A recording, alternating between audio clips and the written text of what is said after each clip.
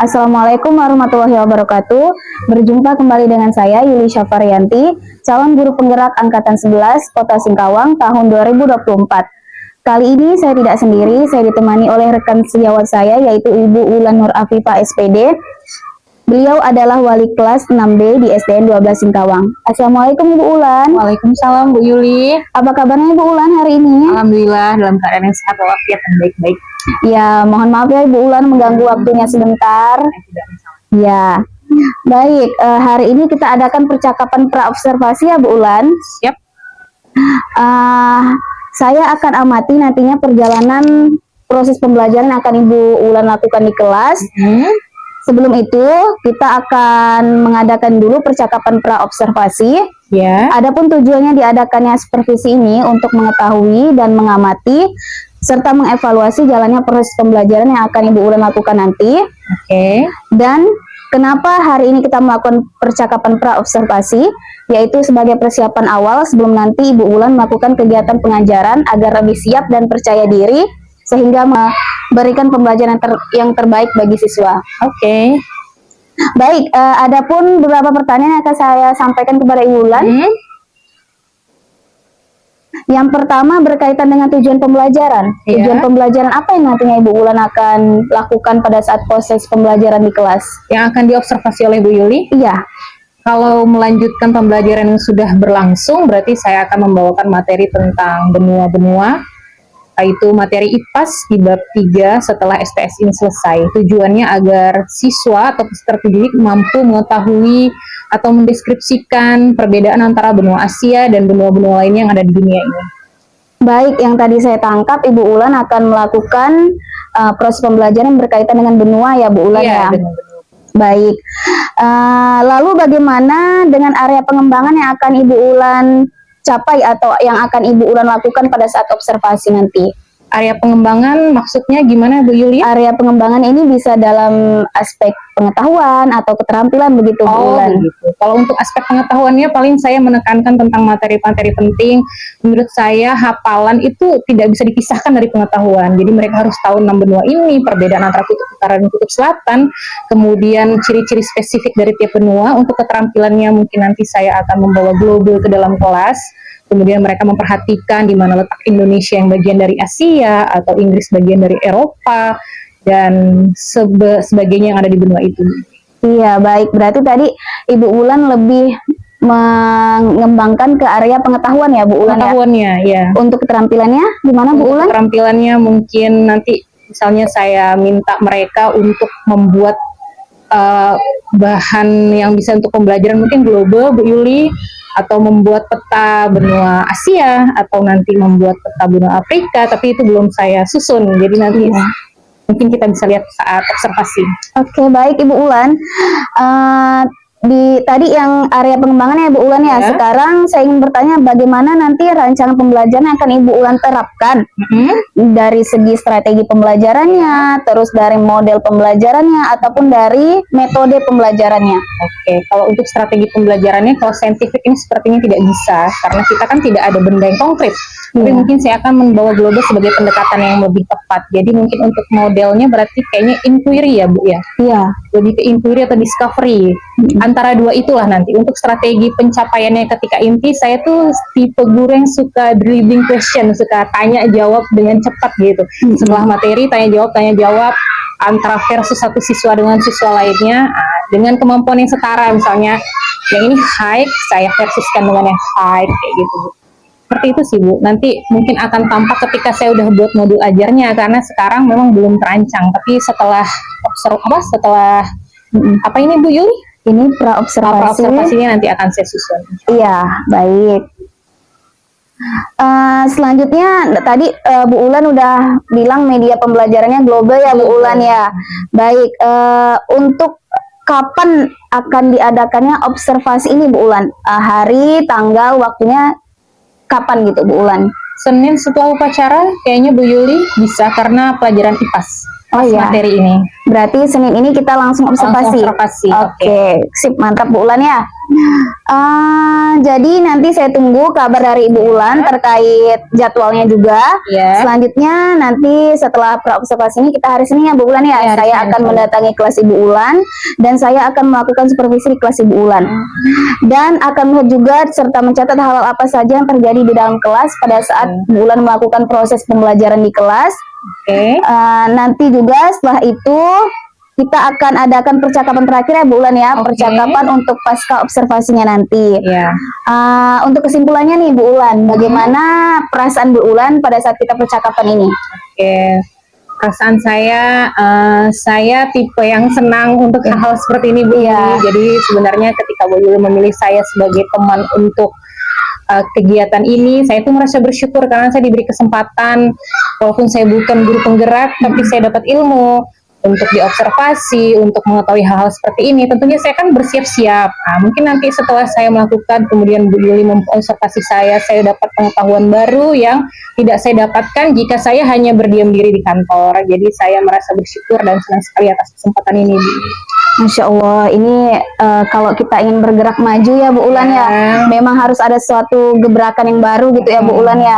Memang kalau misalnya Bu Ulan memang memberikan kesempatan kepada saya untuk mengobservasi Bu Ulan, saya berterima kasih sekali Bu Ulan ya. Sama-sama terima kasih kitanya. Iya, baik. Terima kasih Bu Ulan atas waktunya sudah bersedia bincang-bincang kepada saya hari ini. Ya. Saya harap nantinya Ibu Ulan akan melakukan pada saat supervisi nanti Bu Ulan bisa dapat berjalan dengan lancar pengajarannya di kelas, dan juga pengalaman atau pengetahuan yang Ibu Ulan berikan ke anak-anak dapat bermakna bagi anak-anak. Itu yang terpentingnya Bu Ulan ya. Yang penting itu. Karena sejatinya adalah tadi pengetahuan atau pembelajaran bermakna bagi anak. Ya, amin. Ya, baik. Terima kasih atas waktunya Bu Ulan ya. Kita akhiri. Wassalamualaikum warahmatullahi wabarakatuh.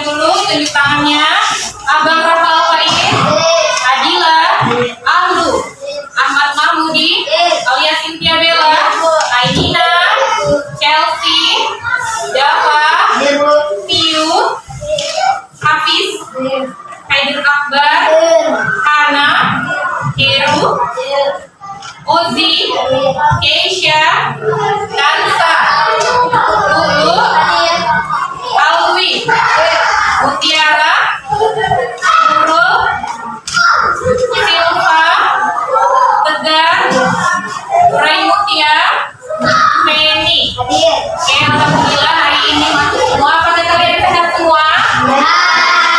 Kita harus bersemangat pagi-pagi. Kita sama-sama berdiri. Berdiri semuanya. Oke. Tepuk 1, tepuk 2, tepuk 3, tepuk 4, tepuk 5,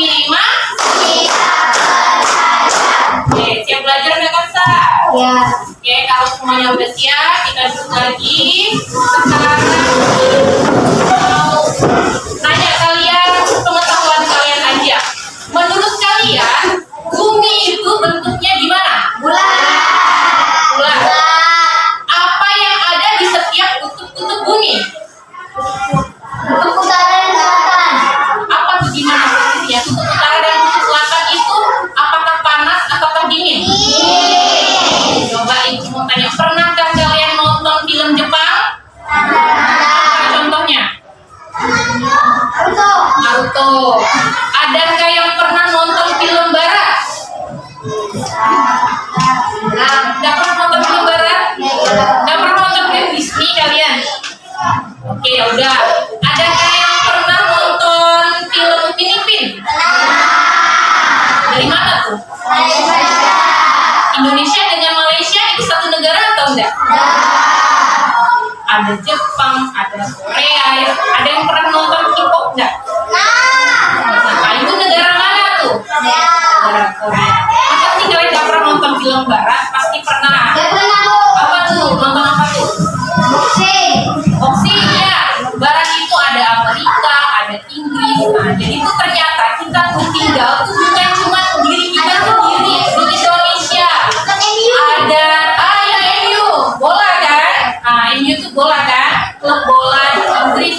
Jadi Madrid itu bukan di Eropa. Madrid itu di mana ya? Ada yang tahu Madrid itu di mana? Oke, pintar. Jadi kita itu tidak tinggal sendiri di Indonesia. Kita tuh punya saudara manusia. Ada di Eropa, tadi kayak di Madrid, ada di Inggris, di MU, ada di Asia juga tetangga kita, Malaysia, Jepang, Asia Timur juga. Jadi hari ini ibu tuh mau mengajarkan kalian supaya kalian itu bisa mengidentifikasi benua-benua yang ada di dunia. Bisa dipakai belajarnya? Oke. Sebelum kita mulai belajar, ibu mau tes konsentrasinya dulu. Anggap ini adalah diri kalian. Kalau ibu geser, dan kalian juga geser ke kanan. Kalau ibu geser ke kiri, dan kalian geser ke kiri. Gini, kalian duduk. Kalau ibu gini, kalian berdiri. Bisa siap? Oke, ini tes konsentrasi. Oke, siap? 1, 2, 3. Wah, Heru. Kemana tuh Heru? Lagi ya. 1, 2, 3. Gak apa-apa, diri. 1, 2, 3.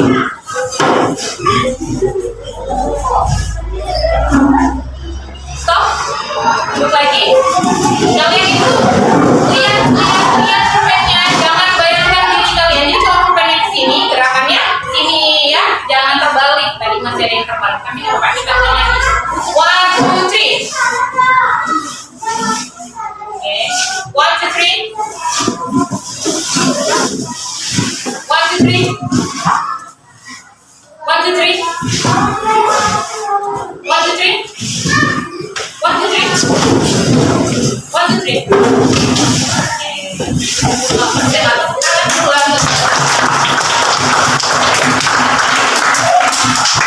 Oke, sekarang ibu mau masuk kalian ke materi.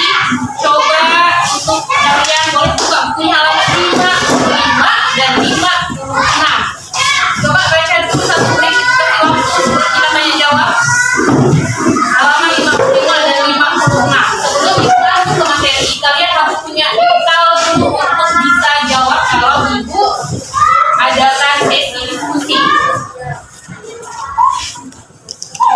Ingat.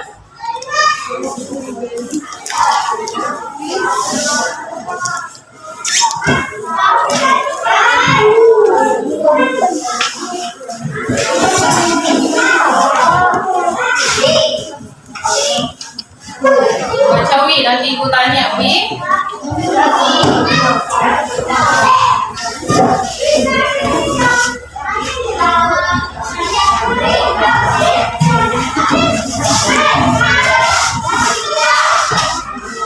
Oke, sekarang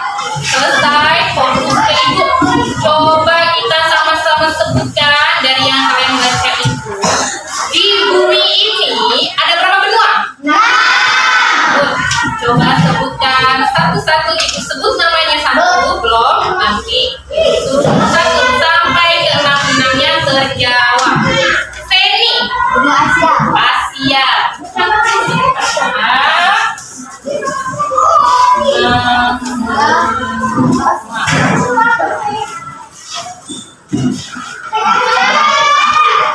Yang kedua, Java. Benua Amerika.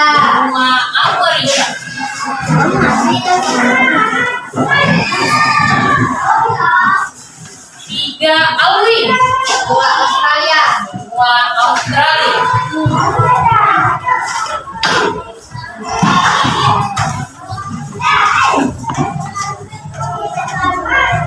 Lu. Benua Eropa.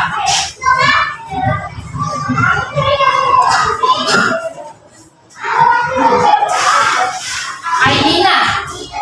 Antartika.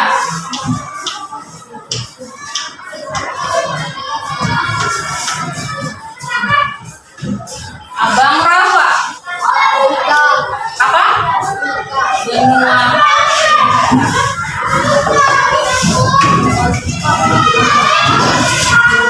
Oke, coba kalian lihat logo di depan nih. Seperti inilah gambaran bumi. Nanti kalian panggil ya. Seperti inilah gambaran bumi. Jadi bumi itu terdiri atas daratan dan lautan. Yang paling banyak dari coba kalian lihat logonya. Paling banyak itu daratan atau lautan? Laut lebih banyak daripada daratan. Dan bagian daratannya ini terdiri atas 6 benua yang udah disebutkan oleh teman-teman kalian ini, yang masing-masingnya punya karakteristik masing-masing.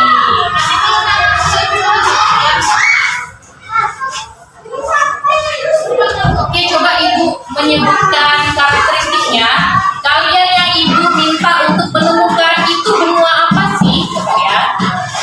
Benua yang terdiri atas salju. Antartika. Kenapa Antartika? Coba siapa yang mau bilang? Apa sih yang salju itu Antartika?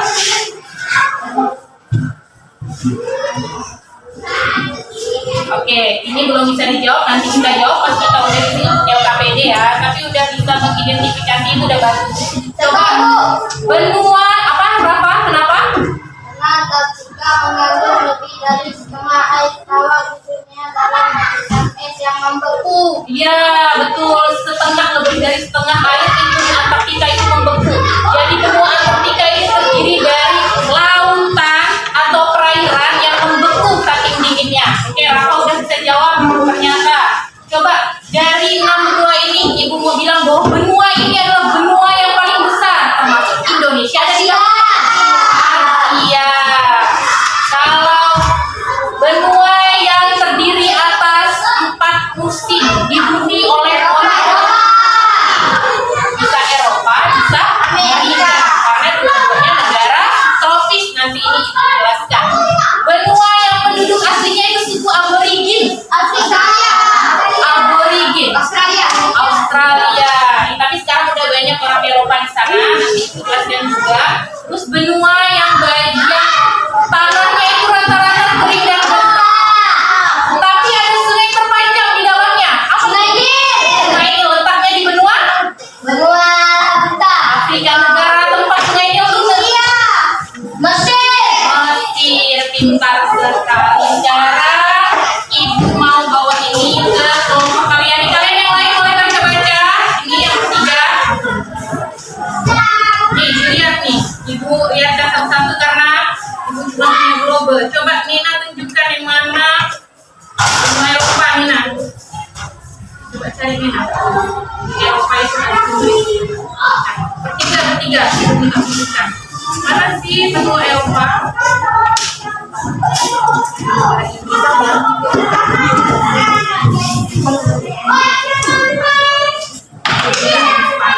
Di Eropa ya, ingat ya.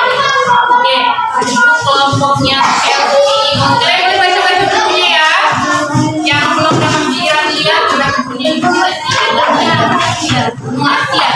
Kita ke kanan.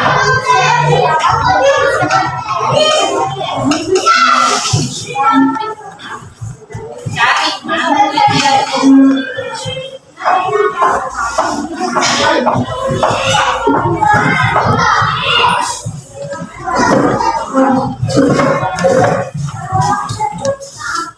good. Ini namanya benua Aceh ya, Indonesia ya. Ini benua. Anak, oke. Coba kelompoknya Java nih. Ibu mau minta lihatkan Australia mana?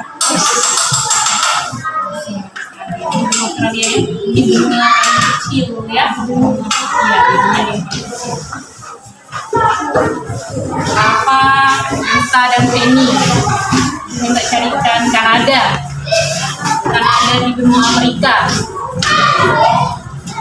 Mana benua Amerika?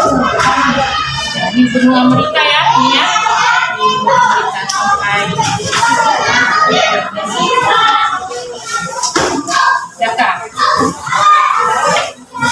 Alwi minta carikan Mesir di benua Afrika.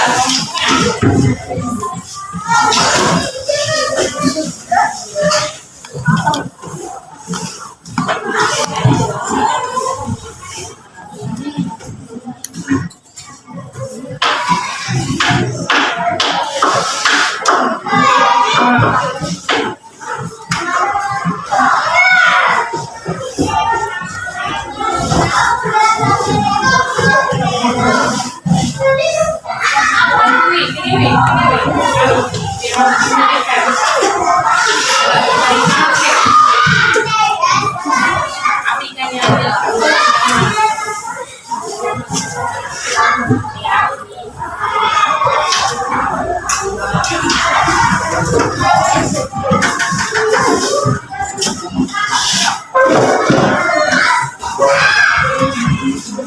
Oke, Abel dan Mahmudi dari Indonesia.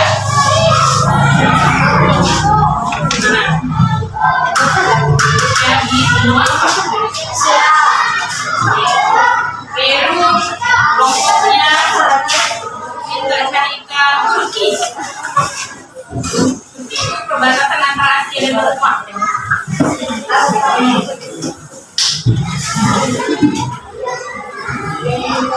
Asia dan Eropa.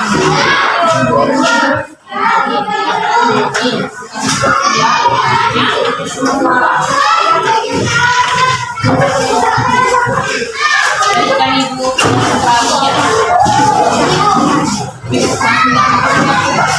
Kalian semua apa itu?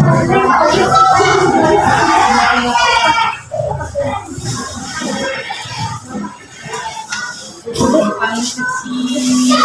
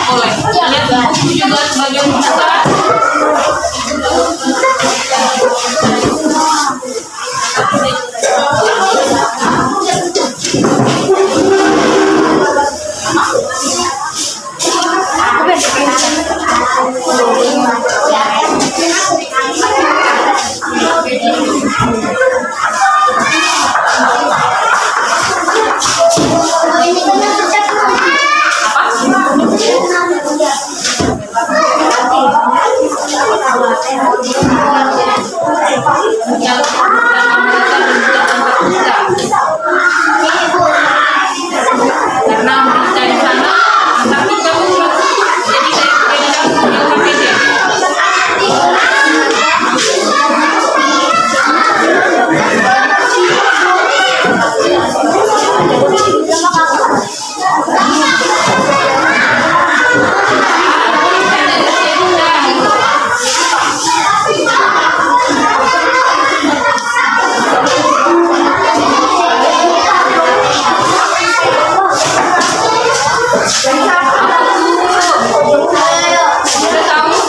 Udah tahu?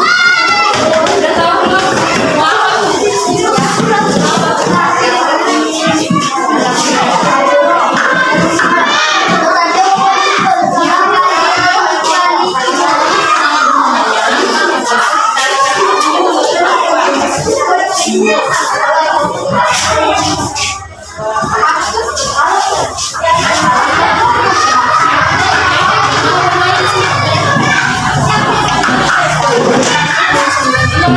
Adik keluaran yang mungkin dia cepat, jangan sampai nggak tahu belum perlu apa.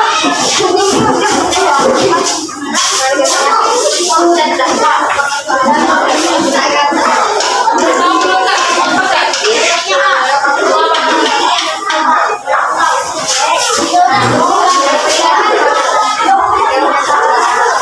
Gimana ya? Ada yang mana? Ada yang tulis dan cepat. Semuanya mesti kayak begini.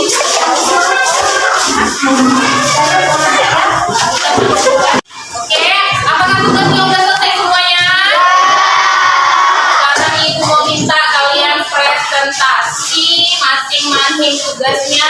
Kelompok pertama ibu mau panggil siapa yang dapat benua Asia.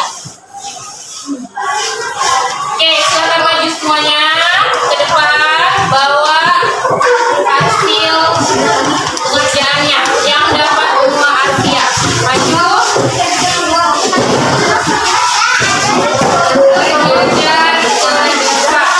Ya, Bel.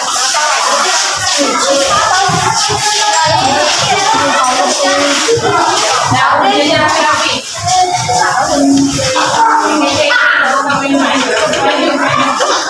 Oke, perkenalkan dirinya dan jelaskan karakteristik benua Asianya.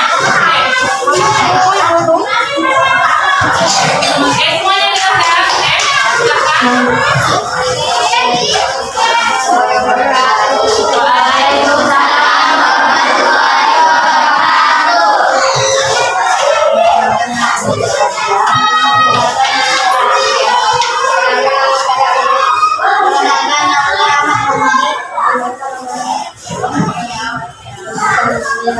Oke, kalian dapat benua apa? Benua Asia. Coba satu orang, angkat tinggi-tinggi Bel, contohnya lihat. Satu orang jelaskan karakteristik benua Asia itu apa aja. Ayo, lebih boleh siapapun boleh. Benua Asia itu gimana karakteristiknya?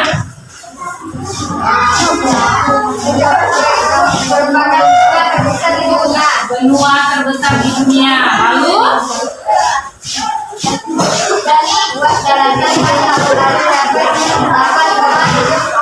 Delapan 8,7% di bumi adalah milik Asia. Lalu? Benua Asia menjadi Benua Asia itu karakteristiknya sesuai mata air. Karena di benua Asia ternyata ada negara yang dua musim dan ada negara yang empat musim, tergantung mata airnya.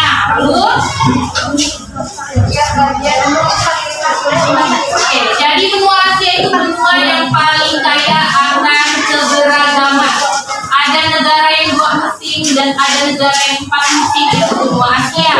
Benua terluas di benua Asia yang 8,7% bagian dunia adalah milik Asia. Adakah kelompok lain yang ingin bertanya tentang benua Asia? Adakah yang bertanya? Kalau tidak ada, kita anggap tuntas. Nanti kita penguatan lagi. Terima kasih kelompok benua Asia. Silahkan duduk. Tepuk tangannya dong. Oke,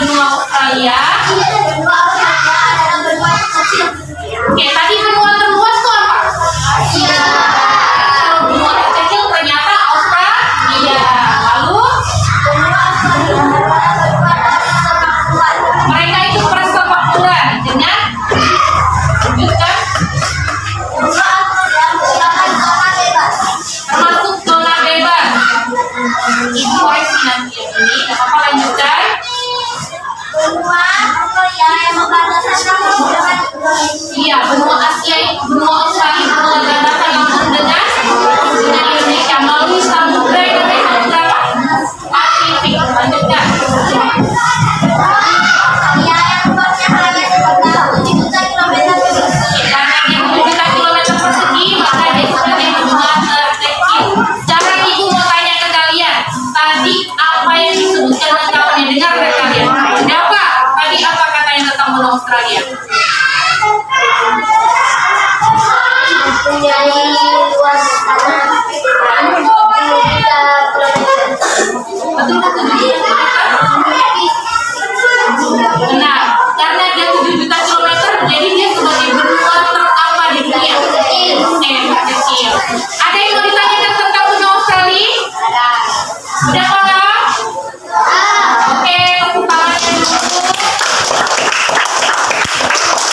Oke, kita bahas kenapa Australia bukan benua zona bebas? Kenapa dulu masukkan Australia sebagai zona bebas?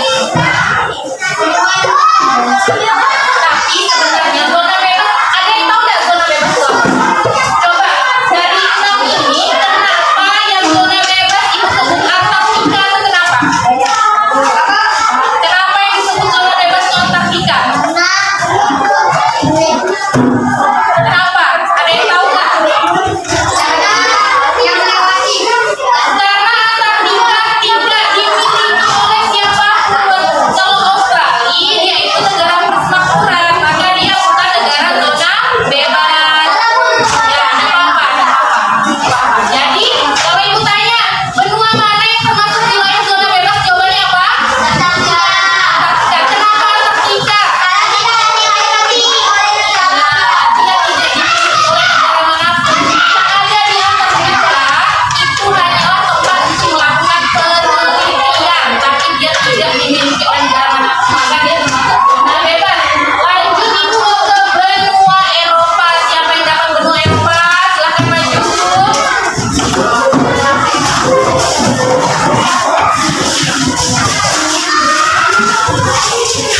Silakan maju berbaris dengan yang rapi seperti anak sekolah yang baik. Oke, silakan. Assalamualaikum warahmatullahi wabarakatuh.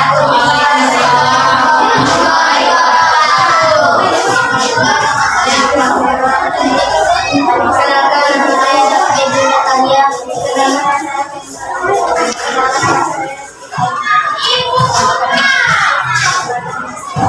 Oke, berdiri tegak-tegak Dava.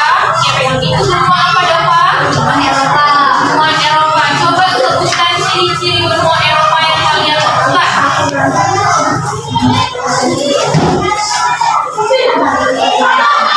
Nyari-nyari Dava. Oke, benua Eropa adalah benua yang tidak punya gurun. Bukan.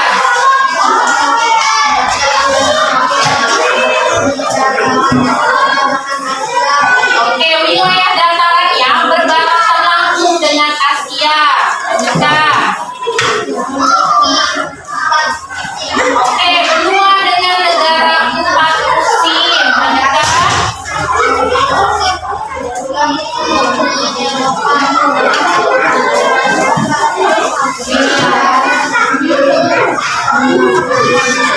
Uni Eropa itu negara persetujuan bagian dari Eropa.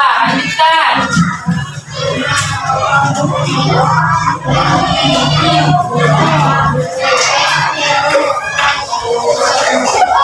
Memiliki lempengan yang berbatasan dengan Asia, makanya namanya Eurasia. Oke, adakah yang ingin bertanya tentang kelompok benua Eropa?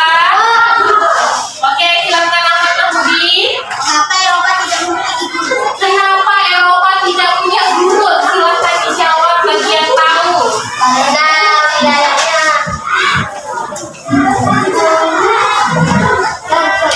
empat musim, mempunyai empat musim. Oke, dan ibu tambahkan ya. Eropa itu negara yang memiliki iklim subtropis. Gunung itu berada di daerah yang punya daerah bagian panas. Eropa itu empat musim. Itu apa aja satu? Panas, salju, gugur, dan semi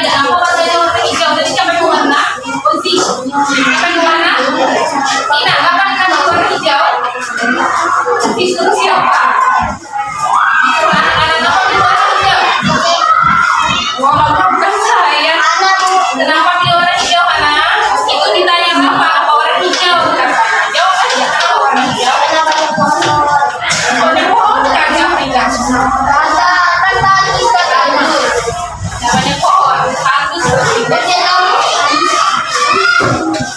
Berarti tidak ada alasan ya, karena mereka suka warna hijau, Rafa. Jadi mereka pilih warna hijau, itu alasannya. Oke, kami Afrika yang bagus ya, tidak banyak pohon. Pertanyaan Mahmudi, kenapa Afrika banyak bencana? Bencana apa Mahmudi yang dimaksud? Oh, ada di buku dia bilang Afrika termasuk benua yang banyak bencana. Kenapa banyak bencana?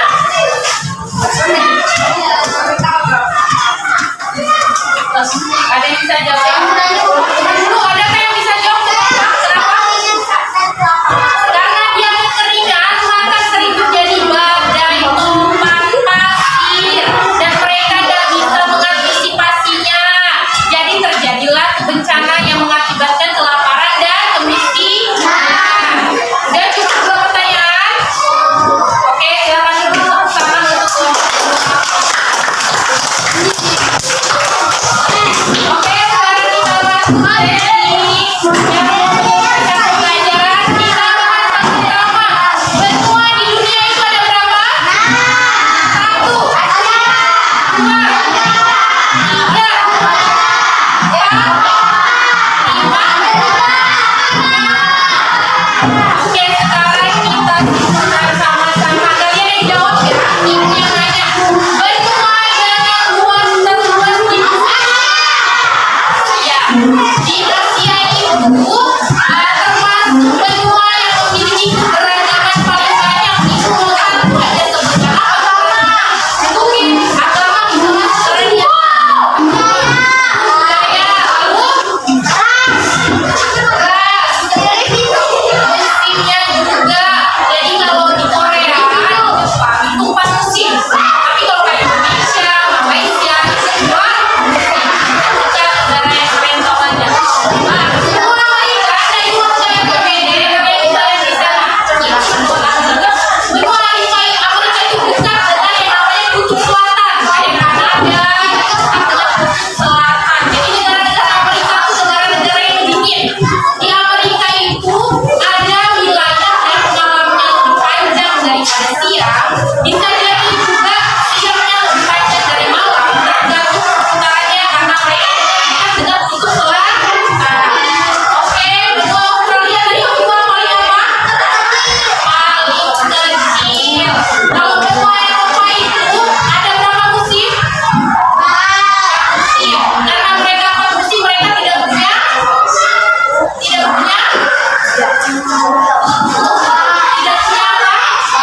Tidak punya gurun. Karena mereka dingin, mereka tidak punya gurun. Nah, mereka tidak punya musim. Kalau Antartika itu daerah selatan, sekarang namanya Antartika adalah zona bebas, tidak bisa dimiliki oleh wilayah manapun, digunakan hanya sebagai tempat meneliti. Jadi itu adalah lautan yang membeku. Kalau kutub utara adalah yang membeku. Di kutub utara masih ada manusia Eskimo. Binatangnya bahwa kutub. Kalau Antartika tidak ada manusia, jadi bisa cuma yang penguin. Kemudian benua Afrika. Benua Afrika ini benua yang memiliki kutub paling panjang, sungai paling panjang. Sungai paling panjang namanya apa? Kalau gurun paling panjang apa? Mereka kering, mereka belum mampu mengelola sumber daya alamnya, makanya mereka termasuk banyak negara-negara di sana yang Oke, adakah yang ingin bertanya tentang pelajaran hari ini? Oke, dapat silakan dapat.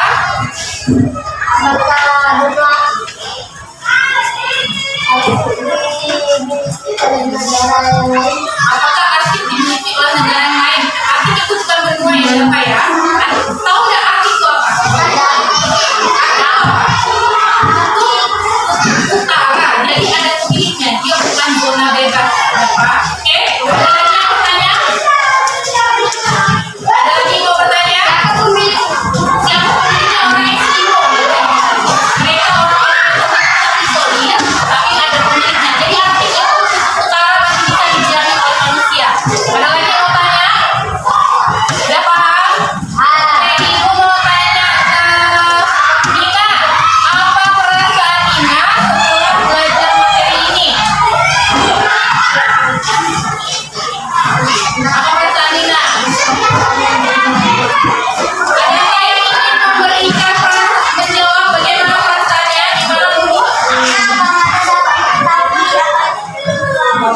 senang karena dapat mengetahui dua tangan betul-betul. Lagi satu orang lah laki-laki kan, ada perempuan laki-laki yang dia mewakili. Gimana apa yang dirasakan setelah belajar tentang materi ini? Apa Ahmad Mahmudi? Seru. Tepuk tangan untuk Oke, tugasnya kalian untuk pembelajaran berikutnya yang kasih tugas kalian halaman 50 kerjakan halaman 50 nanti sebagai bekal untuk pembelajaran berikutnya. Oke, yang ini sebutkan nama-nama negara di bagian-bagian bawah. Oke, pembelajaran kita selesai. Wassalamualaikum warahmatullahi wabarakatuh.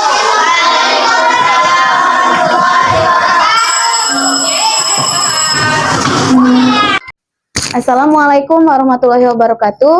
Berjumpa kembali bersama saya Yuli Syafarianti SPD, calon guru penggerak angkatan 11 Kota Singkawang tahun 2024. Saya tidak sendiri, saya ditemani oleh kepala sekolah saya Pak Agung Rosyadi SPD SDMPD dan pengajar praktik saya Pak Hendra Jaya dan rekan sejawat saya Ibu Ulan Nur Afifah.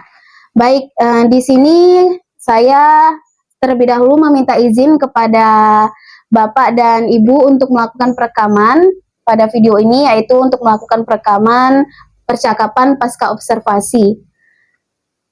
Sebelumnya, bagaimana kabarnya Bapak Ibu hari ini? Alhamdulillah baik. Ya, Sehat. baik. Di sini tujuan kita untuk melakukan pasca observasi ya Ibu Ulan ya, Ya. untuk menyelesaikan tugas dari modul 2.3 yaitu coaching untuk supervisi akademik. Ya, baik. Bisa dimulai Ibu Ulan Bisa. percakapan pasca observasinya? Bisa, siap. Insyaallah. Ya, baik. Sebelumnya kita kan kemarin sudah melakukan pra-observasi dan observasi ya Ibu Ulan ya. Sekarang kita telah memasuki kepada kegiatan pasca observasi. Oke. Ya, baik, di sini saya izin dulu ya Ibu Ulan ya untuk melakukan perekaman Oke. karena nanti tugasnya akan diupload ke YouTube. Oke, silahkan Ibu Yuli. Ya, baik. Untuk pertanyaan yang pertama, Bu Ulan, bagaimana perasaan Ibu Ulan terkait dengan jalannya kegiatan observasi yang telah Ibu Ulan lakukan di dalam kelas kemarin? Perasaan saya secara pribadi, Bu Yuli, saya merasa senang dan bersyukur karena dilibatkan dalam proses ini, karena secara tidak langsung berarti saya belajar.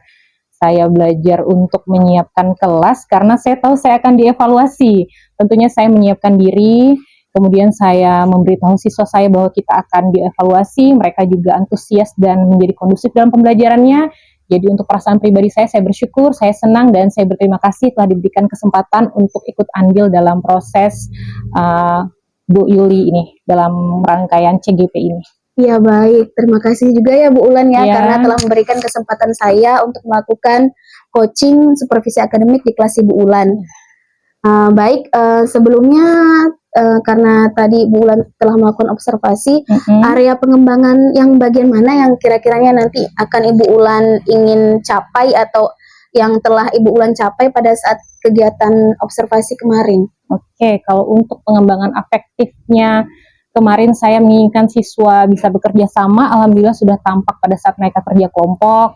Kan metodenya kemarin inquiry ya, mereka menemukan mereka bekerja sama dari LKPD yang saya beri, kemudian saya pengen mereka punya sikap yang percaya diri, mereka mampu tampil dengan suara yang lantang, dengan sikap yang tegak. Berarti untuk area pengembangan afektifnya saya rasa siswa saya telah mencapai indikator keberhasilan dari penilaian saya. Kemudian untuk area pengembangan kognitifnya, ketika saya sampaikan materinya, kemudian saya membuat kesimpulan dengan bertanya kepada anak-anak dan anak-anak tahu, menurut saya juga mereka telah mencapai indikator ketuntasan dari saya. Kemudian untuk area pengembangan psikomotoriknya, karena kemarin itu tidak terlalu banyak kerja ya Bu Yuli ya, lebih banyak menemukan jawaban dari materi yang ada. Jadi untuk psikomotornya mungkin saya pikir ketika mereka membuka-buka globe bukan membuka tapi memutar-mutar globe untuk mencari tahu yang mana gitu benua, mungkin dari situ bisa jadi keterampilannya menurut saya Bu Yuli. Iya baik, karena tadi sudah tercapai area pengembangan yang Ibu Ulan inginkan, baik dari afektif, kognitif, dan psikomotorik ya. Bagaimana kira-kira untuk langkah-langkahnya nanti Ibu Ulan? Yang telah Ibu Ulan tadi capai untuk area kognitif, psikomotorik, itu bagaimana langkah-langkahnya Ibu Ulan? Untuk meningkatkan? Iya, untuk meningkatkannya ke depannya. Oke, kalau target peningkatan afektif tentu banyak sekali indikator untuk menjadi siswa teladan itu ya Bu Yuli ya. Saya ingin mereka bersyukur, tidak mudah mengeluh ketika diberi tugas, nanti itu mungkin akan saya kembangkan lagi. Bagaimana caranya supaya ketika dikasih tugas mereka tuh antusias, bukannya malah ya Bu, tugas lagi gitu. Mereka antusias, mungkin akan saya ingin mencapai afektif bersyukur, semangat, motivasi, kemudian sikap percaya diri saya suka, kemudian bekerja sama, kemudian mudah-mudahan bisa menampilkan sikap-sikap yang diinginkan oleh profil pelajar Pancasila. Untuk nextnya mungkin akan saya sesuaikan dengan buku ajarnya dan materi apa yang sesuai nanti dengan afektif yang saya maksud. Kemudian untuk area pengembangan pengetahuannya, mungkin next saya akan lebih memaparkan materi itu menggunakan media lebih interaktif. Jadi karena kemarin inquiry saya pakai Globe, mungkin nanti untuk pembelajaran yang bisa audio visual, saya bisa menayangkan PowerPoint yang interaktif, atau video-video pembelajaran yang mendukung, atau bahkan quizzes yang kan kemudian kebetulan sekolah kita difasilitasi oleh Pak Agung Krumbuk. Jadi mungkin nanti suatu saat saya bisa pinjam Krumbuknya Pak ya untuk memakai quizzes di kelas, mungkin siswa jadi termotivasi, pembelajarannya naik, nilainya naik, kemudian untuk keterampilannya mungkin next jika ada materi yang bisa melibatkan proyek-proyek akan saya susun supaya siswa bisa PBL dan yang lainnya. Ya baik, setelah tadi yang Ibu Ulan sampaikan, baik itu tadi siswa bisa lebih menggunakan IT ya Bu Ulan ya. Terus kira-kira dari skala 1 sampai 10 nih Bu Ulan, di bagian mana ini Bu Ulan letaknya? Apakah sudah mencapai yang Ibu Ulan inginkan atau masih belum gitu Bu Ulan? Untuk diri saya sendiri? Ya, skala untuk Ibu Ulan mencapai yang tadi Bu yang Ulan, telah saya lakukan. Ya, yang telah Bu Ulan lakukan. Untuk area pengembangan afektif, alhamdulillah tahun ini saya dapat murid yang kondusif sebenarnya Bu Yuli. Jadi saya bersyukur sama tingkah mereka di kelas. Saya bisa ngasih mereka skor 8. Saya membimbing mereka 8. Untuk pengetahuan, sebenarnya kalau pengetahuan ini karena wali kelasnya yang diajar beragam ya Bu Yuli ya. Jadi 7 kali Bu Yul. Ada pelajaran yang mereka mampu, ada pelajaran yang mereka belum mencapai KKM KKTP ya sekarang ya. Nah, itu mungkin karena dari sisi saya juga harus introspeksi, mungkin penyampaian saya terhadap suatu materi ini tidak relevan atau kurang saintifik atau bagaimana gitu, atau pengetahuan saya terhadap materi ini, misalnya basic saya biologi, IPA, biologi, kemudian ketika saya mengajar sejarah, mungkin karena pengetahuan saya belum seluas itu, jadi nilai anak-anak misalnya nih di IPAS materi IPS-nya gitu tidak setinggi ketika pelajaran IPA. Jadi ketika mulai mereka rendah, mungkin saya harus introspeksi diri saya, mungkin cara mengajar saya. Jadi kalau untuk pengetahuan 6,8 lah kali Bu Yulia. Kalau untuk keterampilan, kebetulan saya itu menyusun LKPD untuk keterampilan ini masih minim Bu Yuli. Untuk berbasis proyek ini saya belum menemukan, kecuali P5 ya, memang itu ada proyeknya. Tapi untuk pembelajaran umum biasanya proyek-proyek yang dikerjakan itu tidak sebanyak ketika saya menilai kognitif mereka. Jadi kalau untuk keterampilan 6,7 kali Bu Yuli ya. Nah, segitu Bu Yuli. Baik, setelah tadi karena pencapaian dari Bu Ulan antara 8 atau skala 7 atau 6 ya Bu Ulan, kira-kira kendalanya apa nih Bu Ulan? Karena tadi kan belum mencapai ke angka maksimal ya Bu Ulan ya. Kira-kira kendala yang Ibu Ulan hadapi itu seperti apa? Bisa mencapai nilainya belum maksimal, entah itu kendalanya bisa dari motivasi dari Ibu Ulan sendiri atau bisa dari eksternalnya dari Ibu Ulan. Kalau kendala internalnya sebenarnya saya suka mengajar sih Bu Yuli. Cuman kadang ada materi yang tidak saya kuasai karena kita sebagai guru SD dituntut untuk mampu banyak mata pelajaran, kayak misalnya seni rupa ya Bu Yuli ya. Seni rupa itu jujur untuk basic pengetahuan saya itu tidak baik, maksudnya tidak seperti guru seni, nah gitu.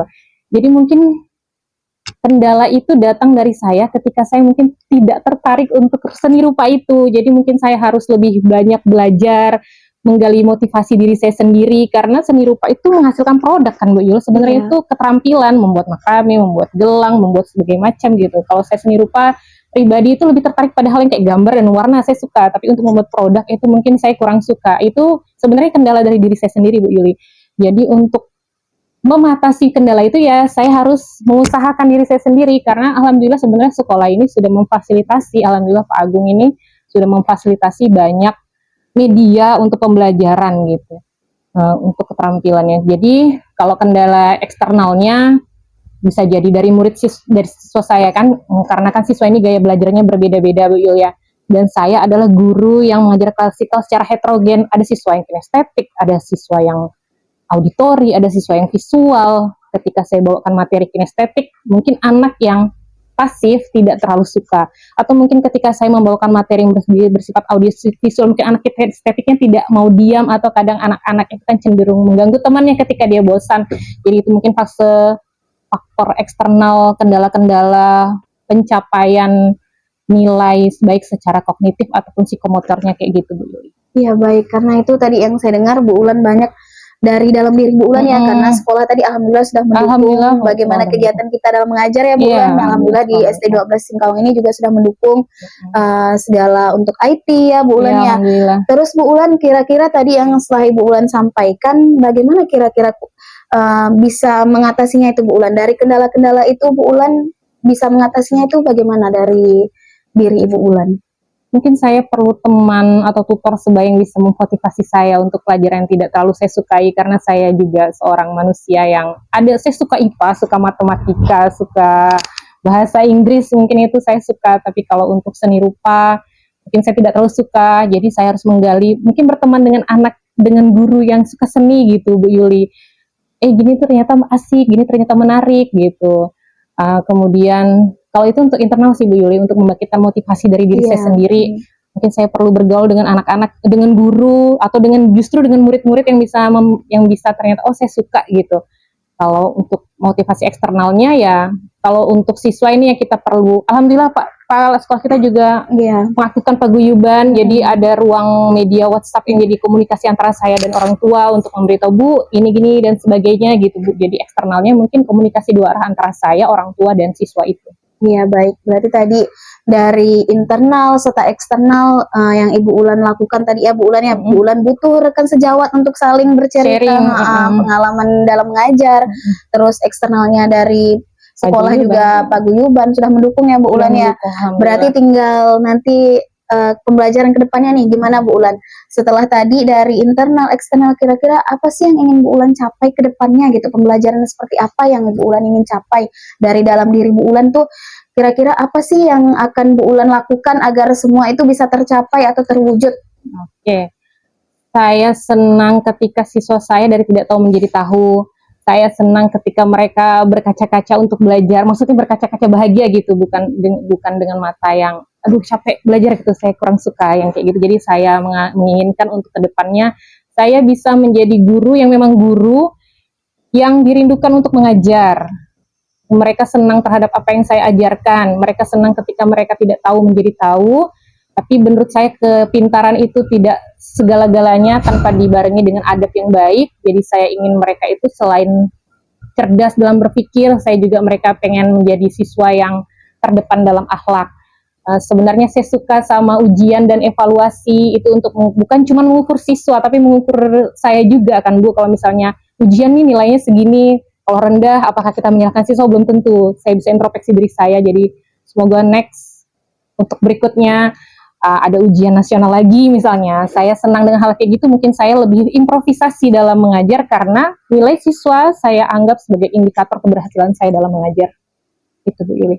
Ya baik, tadi karena Bu Ulan ingin ya siswa itu lebih termotivasi juga. Terus bagaimana dengan diri Bu Ulan? Apakah Bu Ulan akan melakukan perubahan juga di dalam diri Ulan selain dari tadi faktor dari eksternal siswa? Apakah Bu Ulan ingin melakukan juga perubahan dalam diri Bu Ulan, dan bagaimana Bu Ulan untuk mencapai perubahan tersebut? Tentu saya ingin berubah ke arah yang lebih baik Bu Yuli. Saya akan berubah sesuai dengan standar kurikulum yang mau, karena saya berharap saya menjadi orang yang adaptif terhadap perubahan kurikulum. Kita ganti menteri, ada kemungkinan kita akan berubah kurikulum. Saya akan berubah sesuai dengan paradigma standar profesional guru yang dimau oleh pemerintah. Jadi tentu saya akan berubah, saya harus adaptif untuk mencapai itu. Mungkin pada prosesnya kita akan belajar seiring berjalannya waktu, Bu Yuli. Itu aja. Tapi semoga saya jadi pribadi yang lebih adaptif terhadap perubahan. Iya. Tadi karena Bu Ulan ingin melakukan perubahan ya Bu Ulan ya. Kira-kira kapan gitu Bu Ulan ingin mulai berubah gitu? Apakah Bu Ulan ada merencanakan untuk berubah mulai sejak dini atau mungkin kedepannya lebih berjangka waktu atau bagaimana Bu Ulan? Untuk kira-kira kapan waktunya? Oke, untuk perubahan itu ya skala perubahan untuk perubahan besar ya. Kalau untuk perubahan kecil mungkin bisa dievaluasi dari kekurangan-kekurangan saya setiap hari, Bu Yuli. Kalau untuk menunggu perubahan besar, sementara saya merasa di zona nyaman untuk mengajar dengan cara seperti ini. Tapi memang jika nanti ada perubahan dari kurikulum atau ada perubahan atau ada tuntutan misalnya dari kepala sekolah ingin menciptakan kelas yang seperti apa, mungkin saya akan berubah atau berinovasi sesuai dengan standar indikator yang memang ditetapkan oleh pemerintah. Baik, terima kasih ya Bu Ulan ya. Untuk kesimpulannya nih Bu Ulan, percakapan kita hari ini setelah tadi kita bercakap-cakap dari mulai Bu Ulan menceritakan kendala-kendala Bu Ulan, terus perubahan dari diri Bu Ulan, skala Bu Ulan capai. Kira-kira kesimpulan pembicaraan kita hari ini apa yang Bu Ulan tangkap? Kesimpulannya ya? Iya. Kesimpulan dari pembicaraan ini dari sudut pandang saya pribadi atau dari percakapan boleh ini? dari Bu Ulan, boleh juga nanti Bu Ulan sudut pandangnya dari siswa dari Bu Ulan atau dari kepala sekolah atau boleh dari mana saja yang Bu Ulan bisa ambil gitu kesimpulannya. Iya. Oke.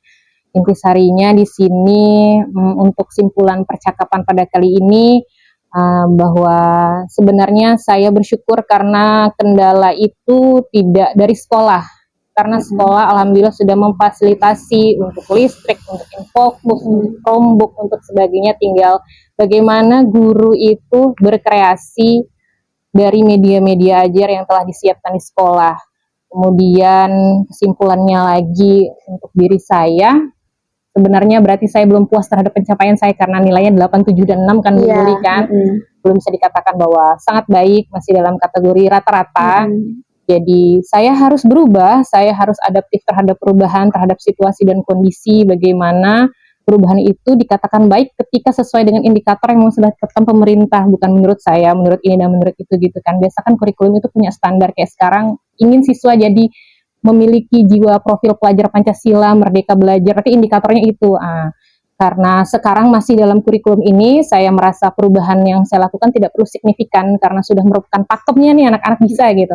Tapi mungkin jika nanti ada perubahan lagi terhadap kurikulum kita, saya harus adaptif dan saya harus berubah sesuai dengan indikator yang dimau pemerintah.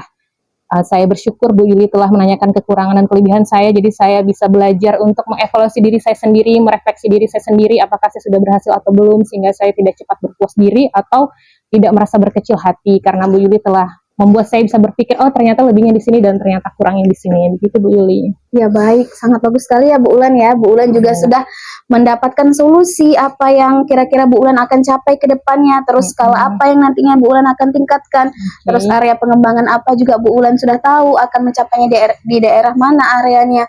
Terus terima kasih ya Bu Ulan ya atas Bu Yuli. percakapan pasca observasinya hari ini. Semoga nantinya apa yang Ibu Ulan inginkan, yang tadinya Bu Ulan akan beradaptasi terhadap kurikulum serta apa yang ingin dicapai oleh sekolah atau kepala sekolah, jadi nantinya Bu Ulan dapat mencapainya. Jadi semoga dapat terrealisasi dengan baik dan cepat ya Bu Ulan ya. Ya, semoga kita bisa menjadi pribadi yang lebih baik lagi dari sebelumnya. Baik, terima kasih waktunya Bu Ulan, Pak Agung dan Pak Hendra. Baik, sekian video pasca observasi. Wassalamualaikum warahmatullahi wabarakatuh. Waalaikumsalam. Assalamualaikum warahmatullahi wabarakatuh. Perkenalkan, nama saya Yuli Syafarianti, calon penggerak Angkatan 11 Kota Singkawang tahun 2024. Bersama saya di sini ada rekan sejawat saya, Mulan Nur Afifah. Iya, beliau merupakan wali kelas 6B di SDN Negeri 12 Singkawang. Apa kabarnya Ibu Ulan? Alhamdulillah baik Bu Yuli. Iya, bagaimana bagaimana perasaan Bu Ulan setelah melakukan observasi tadi?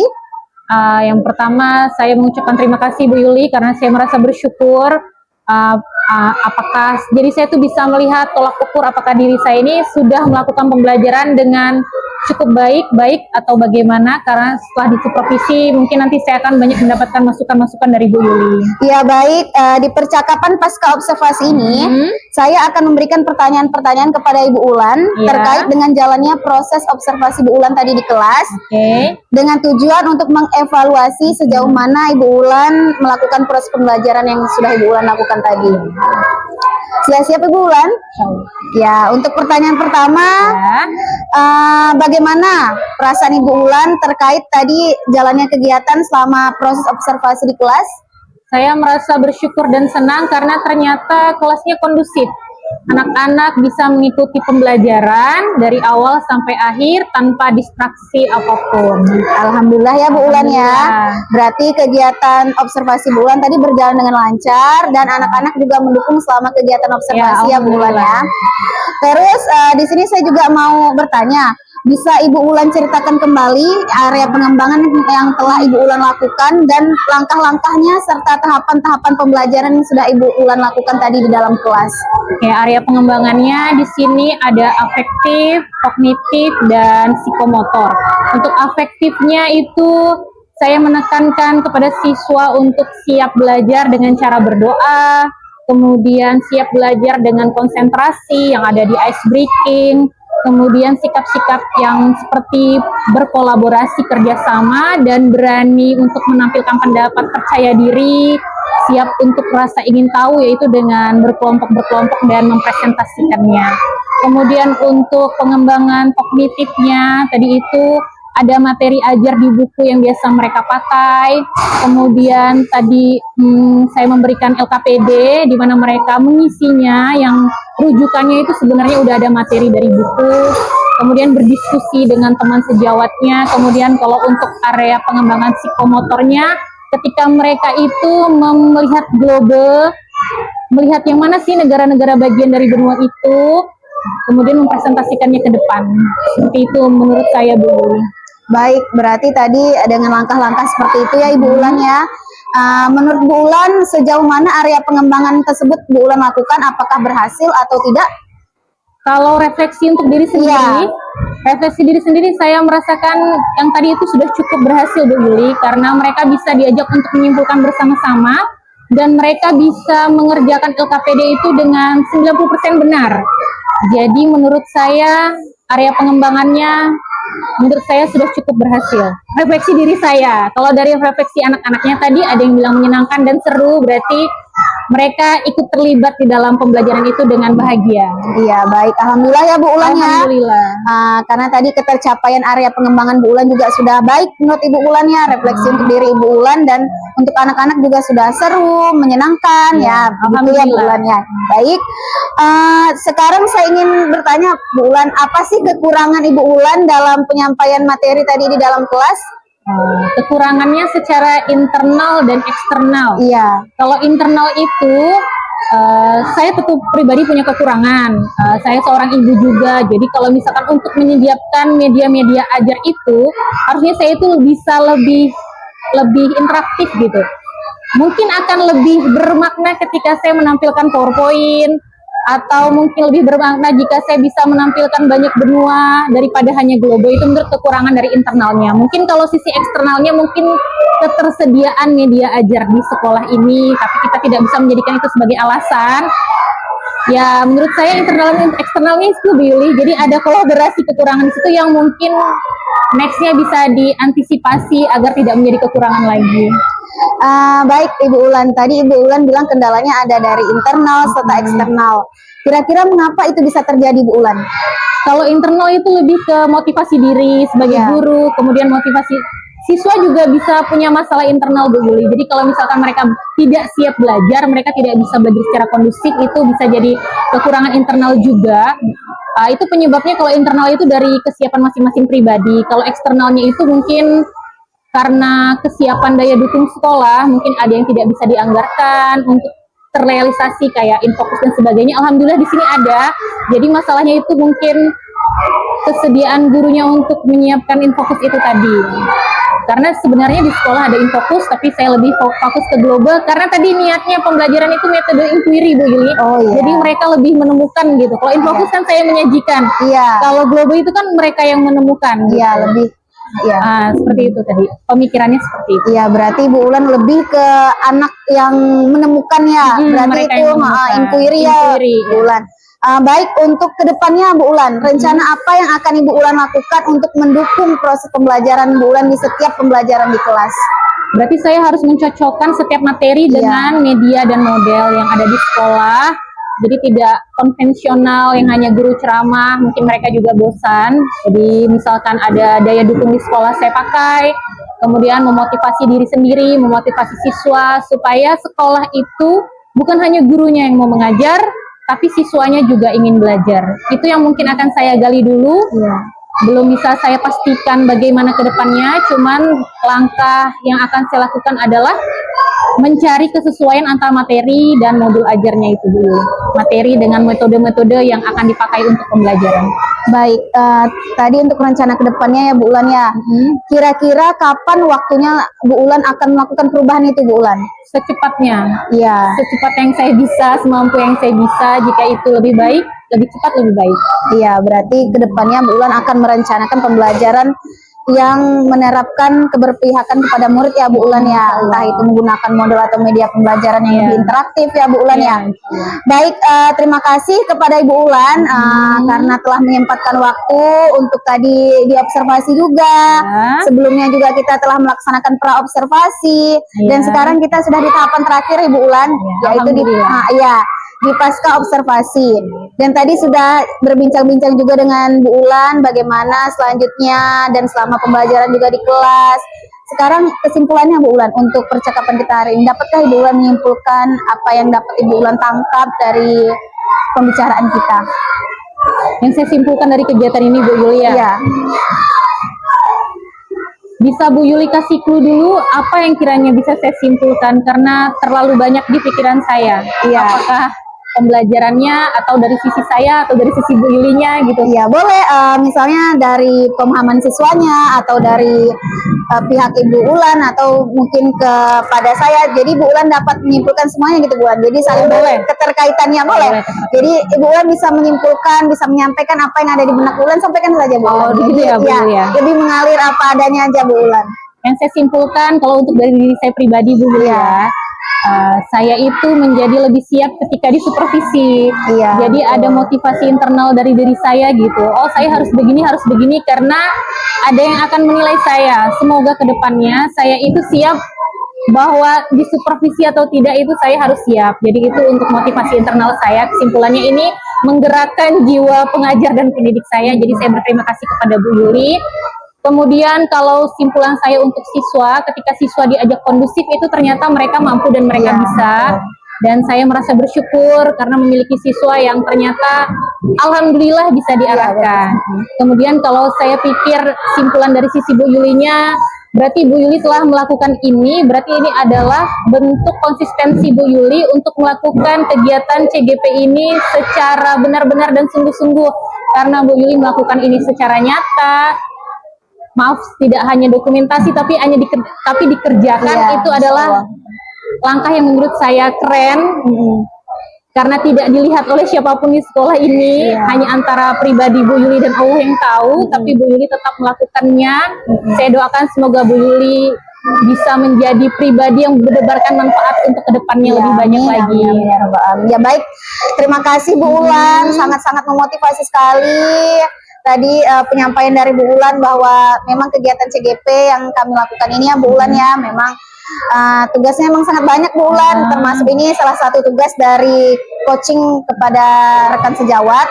Jadi ini saya mengcoaching Ibu Ulan dan supervisi Bu Ulan dengan maksud tadi supaya Bu Ulan juga lebih ada pengalamannya juga ya Bu Ulan. Jadi kita sama-sama mengambil pengalaman dan hikmah ya Bu Ulan ya. Ya baik, terima kasih kepada Ibu Ulan atas waktunya. Maaf mengganggu waktunya Ibu Ulan. Sama sekali. Ya, terima kasih karena dengan berakhirnya percakapan pasca observasi, berakhir juga serangkaian kegiatan kita Bu Ulan dari pra ke observasi dan ke pasca observasi. Sekali lagi terima kasih Bu Ulan. Kita akhiri ya Bu Ulan ya. Ya, baik, terima kasih. Wassalamualaikum warahmatullahi wabarakatuh.